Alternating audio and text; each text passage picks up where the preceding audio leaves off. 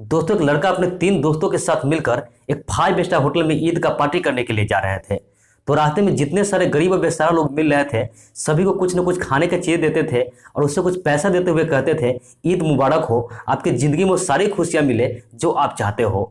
ऐसे कहते कहते वो एक 5 स्टार होटल में पहुंच जाते हैं। और जब वो होटल में जाते हैं तो वहाँ जितने सारे गरीब स्टाफ थे, गरीब वर्कर थे, उससे भी कुछ खाने पीने का चीज़ देते हैं और उससे भी कहते हैं, ईद मुबारक हो, आपकी ज़िंदगी में वो सारी खुशियाँ मिले जो आप चाहते हो। दोस्तों, ऐसे में एक लड़की जो होती है, जब ये सारी चीज़ देखती है तो दौड़ते हुए उसके पास जाती है और पीछे से कहती है, बाबूजी मुझे भी कुछ दे दो, आपकी ज़िंदगी में ऐसे ही ईद आती रहे और आपका जीवन खुशियों से भरता रहे। मुझे पैसे की सख्त ज़रूरत है, इसलिए थोड़ी बहुत मेरी भी मदद कर दो। दोस्तों, जो 3 दोस्त पीछे होते हैं अपने अपने जेब में हाथ डालते हैं और 50-100 जो भी जेब में आता है इसे पैसे देते हैं और देते हुए कहते हैं, ईद मुबारक हो। ये भी उसे कहती है, आपको भी ईद मुबारक हो। इधर जो आजम था वो थोड़ा आगे चला गया था, वो भी अपने जेब में हाथ डालता है, वो भी 100 का नोट निकालते हुए पीछे की तरफ मुड़ता है। और जैसे ही पीछे मुड़ता है, इस लड़की पर उसका नजर पड़ता है तो पूरी तरह से चौंक जाता है, उसका होश उड़ जाता है। जब लड़की उसे देखती है तभी उसे देखते रह जाती है, ये भी पूरी तरह से चौंक जाता है, क्योंकि ये दोनों पति पत्नी थे और पिछले 4 सालों से अलग रह रहे थे। इसके बाद दोस्तों क्या होता है, आइए जानते हैं पूरी कहानी इस वीडियो में। लेकिन वीडियो में आगे बढ़ने से पहले आपसे एक छोटी सी रिक्वेस्ट है, प्लीज़ वीडियो को लाइक कर दीजिए, चैनल को भी सब्सक्राइब कर लीजिए ताकि मेरा हौसला बढ़ता रहे। तो दोस्तों, ये कहानी उत्तर प्रदेश के प्रयागराज की, और जो लड़की होती है उसका नाम तरन्नू होता है। आज से लगभग 4 साल पहले तरन्नू का आजम नाम का जो लड़का था उससे इसका शादी हुआ था। जब शादी हुआ था, शादी में आजम बारात लेकर आए थे, उसमें डीजे था। इस डीजे के चक्कर में बराती और सराती में लड़ाइया हो जाता है। दोस्तों, इस लड़ाइया में कुछ बराती के लोग मार खा जाते हैं, जख्मी हो जाते हैं, और कुछ सराती के भी लोग मार खाते हैं, वो भी जख्मी हो जाते हैं। माहौल इतना बिगड़ जाता है कि लड़का का जो पिता होते हैं वो कहते हैं कि हम यहाँ निकाह नहीं करेंगे, अपने बेटे के लेकर के हम बारात वापस लेकर जा रहे हैं। दोस्तों, वहाँ के कुछ लोग होते हैं जो अच्छे लोग होते हैं, वो लोग इसके पिताजी को समझाते हैं और कहते हैं कि किसी तरह निकाह करवा लीजिए, क्योंकि अगर बारात चली जाएगी तो सबका इज्जत चला जाएगा। तो दोस्तों, किसी तरह दोनों का निकाह हो जाता है और इस लड़की जो होती है अपने ससुराल चली जाती है। दोस्तों, जब अपने ससुराल जाती है तो लड़का जो आजम होता है वो तो इसे कुछ नहीं बोल रहा था, लेकिन जो ससुर थे, सास थे और उसकी ननद थी, हमेशा इसे ताना मारती थी, उसी बात को लेकर पकड़ लेती थी कि आप यहाँ झगड़ा हुआ, ये हुआ, वो हुआ, ये सब तरह तरह की बातें कहती थी। इससे बहुत ज़्यादा परेशान हो गई थी। जब भी कोई बात होता था उसी झगड़ा को बीच में ला देती थी। दोस्तों, समय ही बीतता है और ऐसे करते करते 6 महीना बीत जाता है। 6 महीना बाद जो लड़की के पिताजी होते हैं उस लड़की के ससुराल जाते हैं और इसे बुला करके अपने घर लेकर आ जाते हैं। लड़की अपने मायके आ जाती है, यहाँ कुछ दिन रहती है। तो इसके बाद जो लड़का के पिताजी होते हैं लड़की के पिता को फ़ोन करते हैं और कहते हैं कि अपने बेटी का कहीं और निकाह करवा दीजिए, क्योंकि हम अपने बेटे को कहीं दूसरे जगह निकाह कर रहे हैं। दोस्तों, जब ये बात लड़की के पिता सुनते हैं तो एकदम काफ़ी परेशान हो जाते हैं, एकदम उदास रहने लगते हैं। उसे समझ में नहीं आ रहा था कि अब क्या करें। समय ऐसे ही बीत रहा था, वो पूरी तरह से परेशान थे, क्योंकि उसके पास इतने सारे पैसे भी अब नहीं थे कि दूसरी शादी कर रहे थे। इस चिंता में खोए जा रहे थे। एक बार क्या होता है कि यही सब सोचते हुए कहीं जा रहे थे तो रास्ते में इसका एक्सीडेंट हो जाता है और हमेशा के लिए दुनिया को छोड़कर वो चले जाते हैं। इसके बाद उसके घर में पैसे कमाने वाला कोई नहीं था। तरन्नू होती है, यही सबसे बड़ी बेटी थी, तो यहीं कहीं कहीं जॉब करने लगती है और उसी पैसे से इसका परिवार चलना शुरू हो जाता है। वो लड़की धीरे धीरे वो 5 स्टार जो होटल था उसमें ही काम करने लगती है। उसका एक भाई था, वो छोटा था, उससे भी उसी होटल में रखवा लेती है। वो भी लड़का उसी में थोड़ी बहुत काम करता था और उसे भी थोड़ा बहुत पैसा मिल जाता था। दोस्तों, उसी होटल में ईद के दिन इसका जो पति था, जिसका आजम था, वो अचानक इसके सामने आ जाता है और जब लड़की उसे देखती है तो पूरी तरह से चौंक जाती है। उधर जो लड़का उसे देखता है वो भी इसके ख्यालों में खो जाता है। वो पैसा हाथ में लिए रहता है और सोचने लगता है, जब तक लड़की इसके सामने से ओझल हो जाती है और कहीं जाकर छुप जाती है।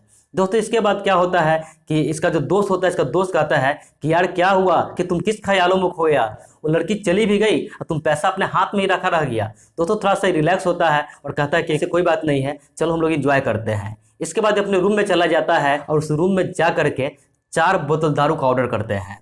दोस्तों, लड़की जो होती है वहाँ से काउंटर से दारू लेकर आते हैं और यहाँ गेट पर आकर अपने भाई को कहता है कि तुम जाके अंदर देख आओ, क्योंकि हम जाएंगे तो मुझे पहचान लेगा, पहचान लिया है, अच्छा नहीं लगेगा।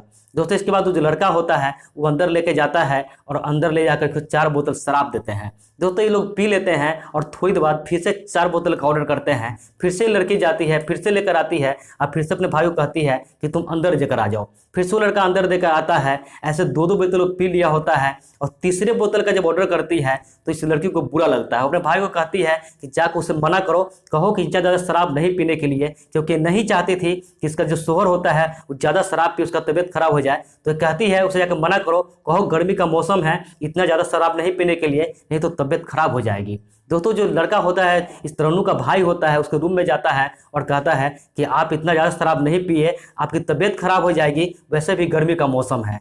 तो उसका जो दोस्त लोग होता है सब लोग हंसने लगते हैं और कहते हैं कि आज पहली बार किसी ऐसे होटल में आए हैं जहाँ का स्टाफ हमें दारू पीने के लिए मना कर रहा है, मुझे अच्छा उपदेश दे रहा है। दोस्तों इसके बाद क्या होता है कि लड़का को डांट देता है और कहता है कि जाओ मेरे लिए 4 बोतल फिर से शराब लेकर आओ। तो उसे लड़का बाहर निकलता है और सारी बात अपनी दीदी को बताता है। तो लड़की जो होती है वो काफ़ी गुस्सा हो जाती है, वो अंदर जाती है और गेट खोलकर चिल्लाते हुए कहती है कि समझ में नहीं आ रहा है, एक बार मना कर दी कि इतना शराब पियोगे तो तबीयत खराब हो जाएगा, वैसे भी 2 बोतल पी चुके हो, अब शराब नहीं पीना है। दोस्तों वहाँ का जो 3 दोस्त होता है उसको देखकर देखते रह जाता है, वो पूरी तरह से शांत हो जाता है। जो लड़का आजम था ये भी इसको देख रहा था, इसको बातों को सुन रहा था। ये लड़की उसे कहती है कि 4 साल में तुम कितना बदल गया है, कितना बिगड़ गया है कि दोस्तों के साथ मिल करके शराब पी रहे हो, अभी इतना ज्यादा, ये बहुत गलत आदत है। ये जो तीनों दोस्त था एकदम पूरा दंग रह जाता है कि आखिर ऐसे क्यों बोल रही है। थोड़ा देर बाद उसमें से लड़का कहता है कि आप ऐसे क्यों बोल रही हो, मैं अपने पैसा के पी रहा हूँ, कुछ भी कर रहा हूँ, जितना पीऊँ कुछ भी करूँ, आपको उससे क्या मतलब है। तो दोस्तों उस लड़की कहती है कि मतलब क्यों नहीं होगा, इसमें मेरा शोहर भी तो है, वो भी तो पी रहा है, उसका भी तो तबीयत खराब हो जाएगा। अब दोस्तों जैसे ही तीनों ही बात को सुनते हैं पूरी तरह से चौंक जाते हैं, इसे समझ में नहीं आते क्या बोल रहे हैं। तो दोस्तों आजम से पूछते हैं कि यार बात क्या है, तुम बताओ। तो आजम इससे बताता है कि ये मेरी पत्नी थी और 4 साल से इससे मेरा तलाक हो गया था। तो दोस्तों तीनों दोस्त होता है, इस लड़की को कहता है भाभी जी काम कीजिए, कुर्सी देते हुए कहता है आप यहाँ बैठिए और बताइए आखिर मैटर क्या हुआ था। तो दोस्तों जो लड़की होती है उसे सारी बात बताती है कि कैसे बारात आया था, कैसे झगड़ा हुआ था, इसके सास ससुर ताना मारते थे, सारी बात कहते हैं। इसके बाद वो लोग इसका हाल खबर नहीं लिए, सारी बात इसको दोस्तों को बताते हैं। इसका दोस्त आजम को कहता है कि यार इसमें तो भाभी जी कोई गलती ही नहीं है, सारी गलती तुम लोग का ही हो, इसमें भाभी जी कष्ट क्यों भोगेगी कि अब के बाद से भाभी जी को अपने साथ ले चलो, अब भाभी जी को 4 साल में जो भी खुशी नहीं मिला सब खुशी तुम इसे दोगे। दोस्तों आजम इससे कहता है कि तुम ये बताओ कि इस हाल में कैसे उस होटल में तुम काम क्यों कर रही हो। तो इससे कहती है कि तुम्हारे जाने के बाद मेरे अब्बू को समझ में नहीं आ रहा था क्या करे, उसे इतना पैसा नहीं था कि मेरी फिर से शादी करवा सके, इसी टेंशन में कहीं जा रहे थे, उसका एक्सीडेंट हो जाता है और इस दुनिया को छोड़कर चले जाते हैं। इसके बाद मेरे घर में सबसे बड़ी मैं ही थी, तो घर परिवार चलाना मुश्किल हो गया था, इसलिए मैंने काम करने लगी और मेरे से ही पैसे आता है, इसी पैसे से मेरे घर परिवार का दाल रोटी चलता है।